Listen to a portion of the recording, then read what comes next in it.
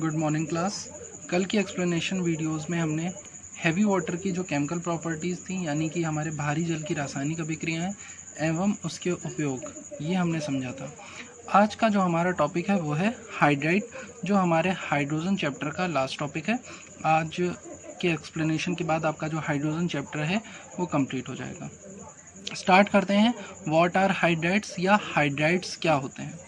तो सबसे पहले आपको ये जान लेना ज़रूरी है कि जो आपका हाइड्रोजन होता है, इसके आउटर मोस्ट शेल में केवल एक इलेक्ट्रॉन, इसका एटॉमिक नंबर भी 1 होता है, इसका मास नंबर भी 1 होता है। तो जो हमारा हाइड्रोजन होता है, इसके आउटर मोस्ट शेल में केवल एक इलेक्ट्रॉन पाया जाता है बाह्यतम कोश में। यह आपको एटॉमिक स्ट्रक्चर जब चैप्टर पढ़ाया गया था तो उसमें बताया गया था, और जो पीरियोडिक टेबल चैप्टर पढ़ाया गया है, कुछ बच्चों ने नहीं पढ़ा है, बट कोई बात नहीं, उसका इसमें ज़्यादा यूज़ नहीं है। बस समझना आपको ये कि हाइड्रोजन जो है उसके पास केवल एक इलेक्ट्रॉन प्रेजेंट होता है, और हाइड्रोजन की ये टेंडेंसी होती है, ये क्षमता होती है कि ये अपना एक इलेक्ट्रॉन लूज करके H+ आयन बनाए। तो हाइड्रोजन जब भी कोई यौगिक बनाता है, कोई कंपाउंड बनाता है, तो हाइड्रोजन क्या करता है, अपना एक इलेक्ट्रॉन लूज कर देता है, जिस वजह से हाइड्रोजन को इलेक्ट्रोपॉजिटिव कहा जाता है। देखिए, विद्युत रूप से ये क्या होता है, धनात्मक होता है, तो इसीलिए इसको इलेक्ट्रोपॉजिटिव यानी कि विद्युत धनात्मक कहा जाता है। और इसकी क्षमता भी क्या होती है, इलेक्ट्रॉन डोनेट करने की, इलेक्ट्रॉन देने की।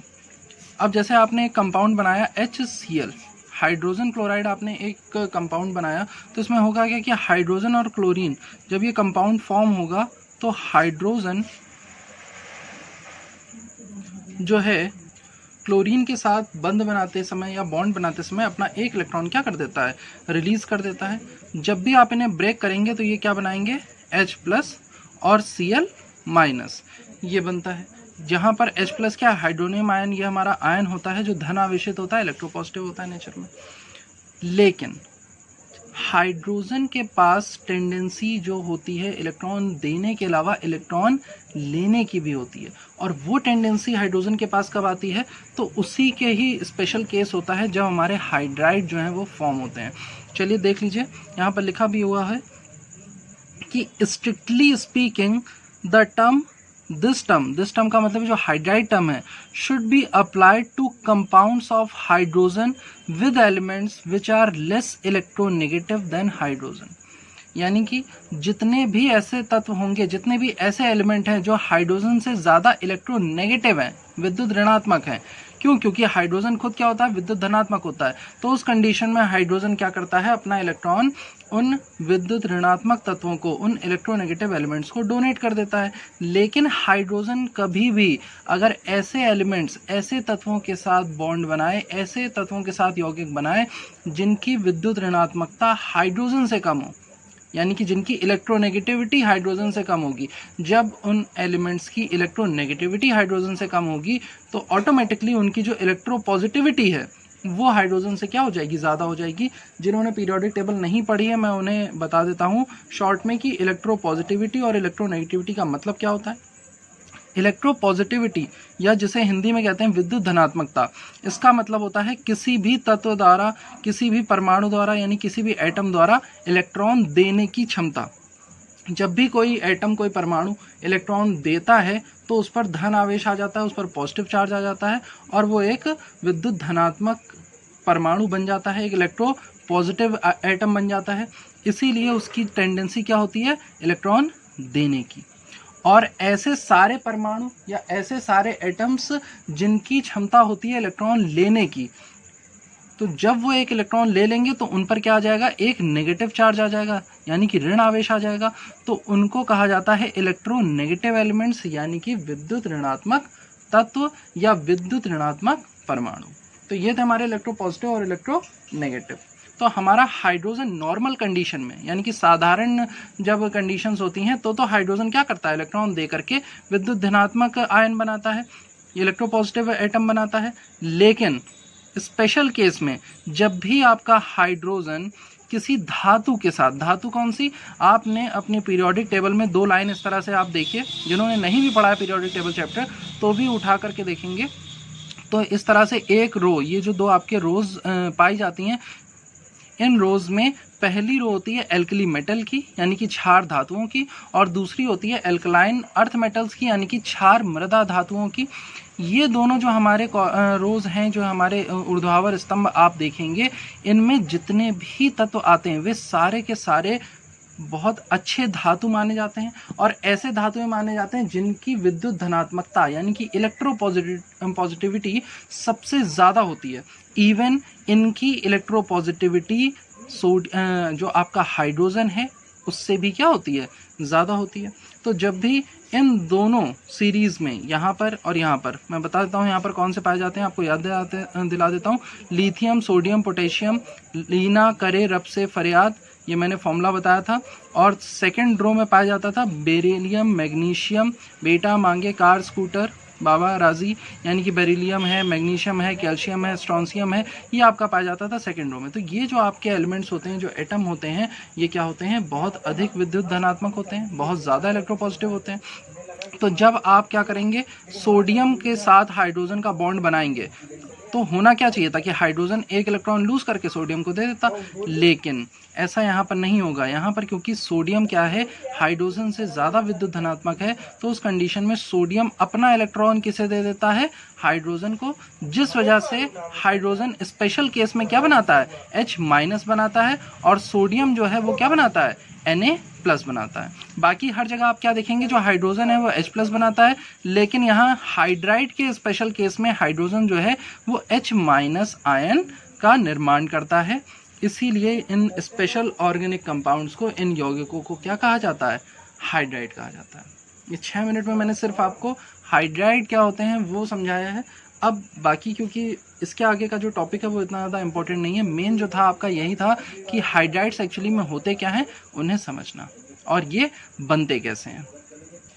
हिंदी में देख लीजिए, हाइड्रोजन के अपने से कम विद्युत ऋणी तत्वों के साथ संयुक्त होकर बनने वाले यौगिक हाइड्राइड हैं, जिनमें हाइड्रोजन परमाणु इलेक्ट्रॉन ग्रहण करते हैं। आगे ये जो मेन लाइन है वो यही है कि इन यौगिकों में हाइड्रोजन परमाणु क्या करता है, इलेक्ट्रॉन ग्रहण करता है।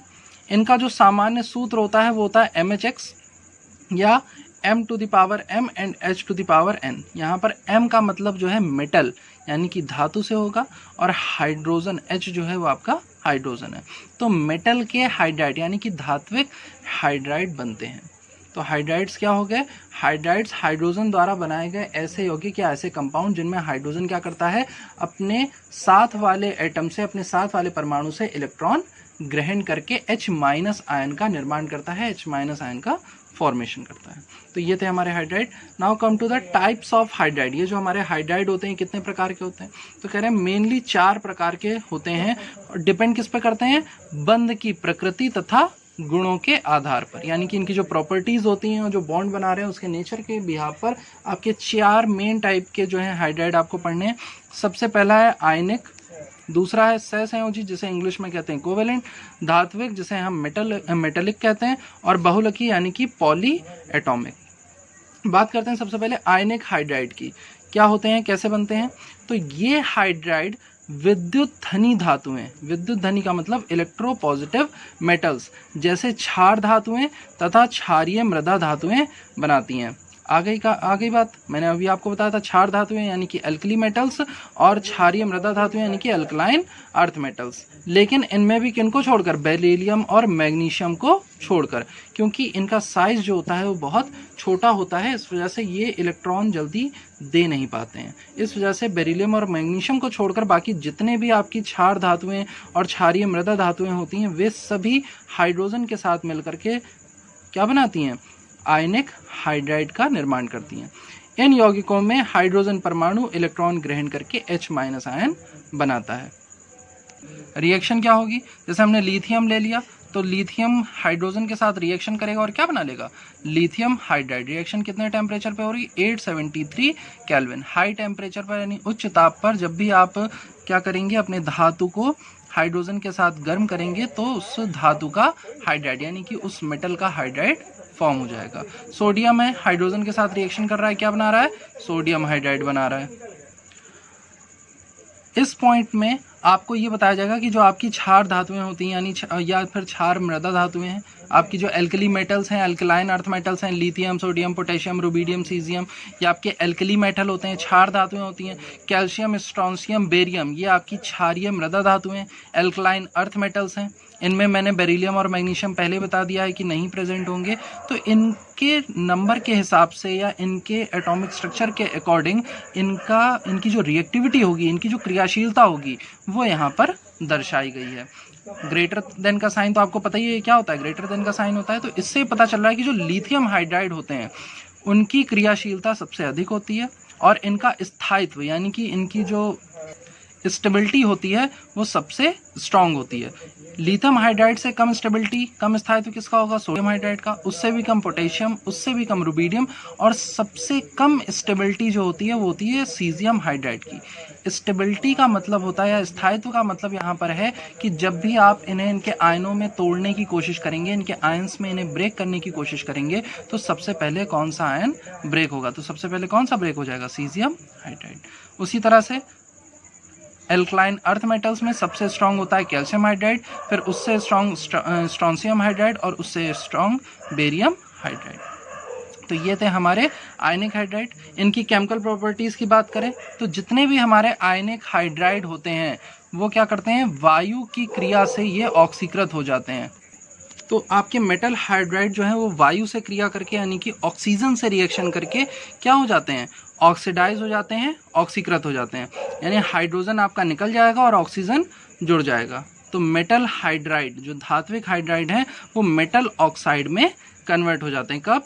जब वायु से क्रिया करते हैं। वायु का मतलब आप हमेशा याद रखिएगा कि ऑक्सीजन से रिएक्शन होगी, या फिर जब भी बर्निंग की बात होगी, जलाने की बात होगी, तो भी हम ऑक्सीजन से क्या कराते हैं? रिएक्शन कराते हैं। और ऑक्सीजन से रिएक्शन करने पर कोई भी मेटल जो है वो अपने ऑक्साइड में कन्वर्ट हो जाता है।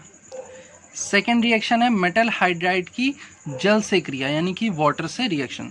तो जब भी आपके मेटल हाइड्राइड जो धात्विक हाइड्राइड होंगे हाइड्रोजन से रिएक्शन करेंगे, जल से रिएक्शन करेंगे यानी कि वाटर से रिएक्शन करेंगे, तो हाइड्रोजन गैस रिलीज करते हैं और खुद हाइड्रो ऑक्साइड में क्या हो जाते हैं? कन्वर्ट हो जाते हैं। जैसे यहाँ पर एग्जांपल के रूप में ये हमने लिथियम हाइड्राइड लिया, इसकी H2O से रिएक्शन कराई, तो जो ये H2 है वो क्या हो गया? यहाँ पर गैस के फॉर्म में निकल गया और लिथियम हाइड्राइड में ये ऑक्सीजन जा करके जुड़ जाएगी। और जो OH होता है इसको हाइड्रोक्साइड कहते हैं। हाइड्रोजन और ऑक्सीजन का जो मिक्सचर होता है हाइड्रोक्साइड। तो यहाँ पर लिथियम हाइड्राइड जो है वो लिथियम हाइड्रोक्साइड में कन्वर्ट हो जाता है। इसी तरह अगर आप कैल्शियम हाइड्राइड लेंगे, उसकी वाटर से रिएक्शन कराएंगे, तो ये किस में कन्वर्ट हो जाएगा? कैल्शियम हाइड्रोक्साइड में, और हाइड्रोजन गैस रिलीज हो जाती है। तो ये थे हमारी मेटल हाइड्राइड्स की वायु से तथा जल से अभिक्रिया। ये जो दो इंपॉर्टेंट प्रॉपर्टीज़ हैं ये आपकी पूछी भी जा सकती हैं, तो इस पर थोड़ा सा फोकस करेंगे। इंग्लिश में देख लीजिए आयनिक और सेलाइन हाइड्राइड्स। तो these are hydrides of elements having low electronegativity. These are form by alkali metals and alkaline earth metals. जो मेन पॉइंट है वो है कि these are form by alkali metals and alkaline earth metals except beryllium and magnesium. In these hydrides, hydrogen accept electron from combining element and exist as H-। And most important point कि इन hydrides में जो hydrogen होता है वो क्या करता है? अपने कंबाइनिंग एलिमेंट से, अपने कंबाइनिंग मेटल से इलेक्ट्रॉन एक्सेप्ट करके H- का फॉर्मेशन करता है। यहाँ पर मेथड ऑफ प्रिपरेशन देख लीजिए। जैसे लिथियम एक मेटल है, यह हाइड्रोजन से रिएक्शन करेगा तो क्या बना लेगा? Lithium hydride. सोडियम है, हाइड्रोजन से रिएक्शन करेगा, क्या बना लेगा? Sodium hydride. और यहाँ पर Na के ऊपर चार्ज क्या होगा? प्लस का, और H के ऊपर चार्ज माइनस का। तो ये है हमारा method of preparation. Chemical properties की बात करें तो ये आपके सबसे पहले तो स्टेबिलिटी जो होती है, भाई जो आपकी रासायनिक अभिक्रियाएं हैं, जो केमिकल रिएक्शंस हैं, वो इनके स्थायित्व पर, इनकी स्टेबिलिटी पर क्या करेंगी? डिपेंड करेंगी। जो जितना ज़्यादा स्टेबल होगा वो उतना ही कम केमिकल रिएक्शन देगा, जो जितना कम रिएक्टिव होगा, ज़्यादा रिएक्टिव होगा, वो उतना ही ज़्यादा क्या देगा? केमिकल रिएक्शन देगा। तो यहाँ देखिए लिथियम हाइड्राइड जो होता है वो सबसे ज़्यादा स्टेबल, सबसे ज़्यादा स्थायी होता है। उससे कम स्टेबल होता है सोडियम हाइड्राइड, उससे कम पोटेशियम हाइड्राइड, फिर सबसे कम रुबिडियम के बाद सीजियम।